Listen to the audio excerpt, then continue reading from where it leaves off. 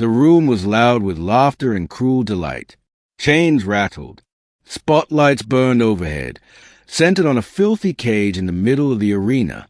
Inside, curled like a wounded animal, was the alien girl. They called it entertainment, a tradition for visiting soldiers. When war-weary humans came off the field, they were offered a prize, a living trophy. Not to fight, not to kill, just to mock, torture, play with, something to remind them they'd won. Captain Eli Dorne hated it. He'd been summoned without explanation, pushed into the spotlight with a roaring crowd behind him. They flung open the cage, and there she was, slender, shackled, skin marbled with glowing silver cracks, scars from energy lashes. She was missing part of one horn, and one leg had clearly healed wrong. Her eyes were dull, silent. The announcer's voice boomed overhead. Tonight's entertainment for Captain Dorne, one of the last surviving Thari women from Sector 9. A rare gift. Gift. That word burned in Eli's ears. The guards tossed him a shock stick. He let it clatter to the ground. The crowd booed. Someone yelled, "Break her!" Someone else laughed, "She's already broken." Eli approached slowly. The girl flinched as a shadow fell over her. She didn't cry. She didn't beg. She simply curled tighter, as if trying to disappear. He crouched beside her and whispered, "What's your name?" She didn't answer, so he removed his jacket and draped it over her. Gasps rippled through the crowd. "What is this?" the announcer barked. "A show of mercy." Eli stood. "She's a person, not a toy." The laughter turned to sneers. The guards moved in, confused and angry, but Eli raised a hand. "By military code, I claim her under Article 7. She's wounded. She deserves medical care." They hesitated. No one ever invoked that article. But technically, he had the right, and Eli knew it, so they let him take her. She didn't speak for days. He brought her to his quarters, set up a cot, fed her, cleaned her wounds, used a translator drone, but still, nothing. She watched him with quiet suspicion, like an animal waiting for the trap. When he tried to splint her leg, she snarled and bit him. He didn't fight back, just winced and said softly, "I'm not here to hurt you." He didn't sleep much, always listening in case she tried to escape. But she never moved, only curled into corners and refused to meet his eyes. Then one night, she whispered something. "Why?" He looked up from the data pad. "Why what?" "Why heal me?" Her voice was broken. "Raw." He set the pad down. "Because you're not garbage. You're not their toy." She stared at him for a long time. Then her lip trembled. Just a flicker. But Eli saw it. "My name is Shy," she said.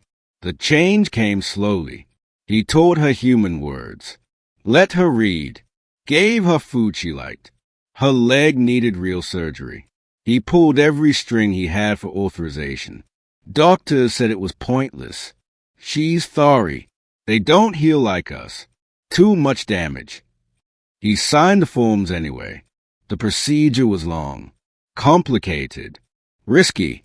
When she woke up groggy, she found Eli asleep at her bedside, a deep cut still healing on his arm. He defended her from a drunken soldier the night before. "You stayed?" she whispered. His eyes opened. "Of course I did." She didn't smile, but something behind her eyes softened. Weeks passed. She started sitting beside him during meals. Asked questions. Laughed once when he spilled his drink. Eli smiled more.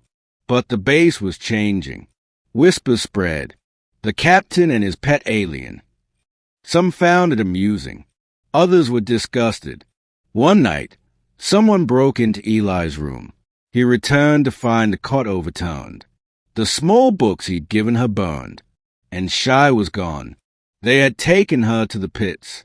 The illegal ones, hidden beneath the old war bunkers. There, aliens were forced to fight for survival. She was shoved and without a weapon, her leg barely recovered, facing a brute with cybernetic limbs. Eli didn't think. He didn't plan. He just ran. He tore through security, used his rank to bluff and shout his way in.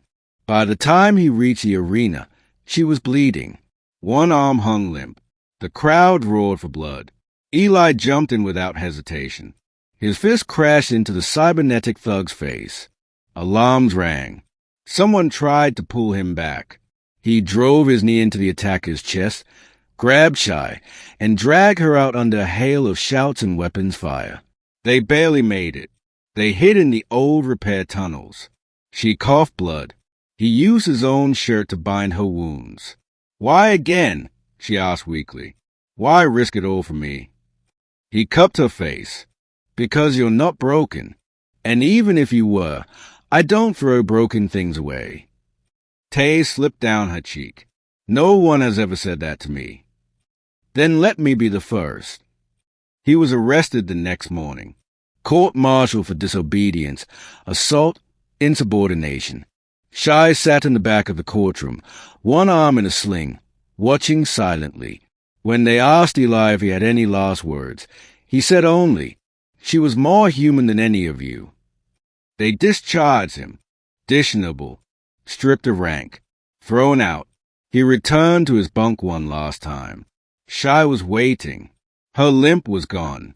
Her eyes were brighter. And in her hands, she held a small pack. "You're not staying," she said. He shook his head. "They want me gone." "Then I'm coming too."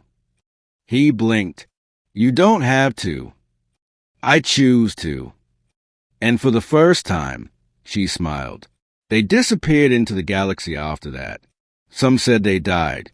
Others said he married her in a quiet human-alien colony where no one cared about blood or scars. No one knows the full truth. But there are whispers of a soldier who gave up everything not to conquer or punish, but to heal, and of an alien girl once given as a broken prize, who found, in one human's arms, something no war could destroy. Hop!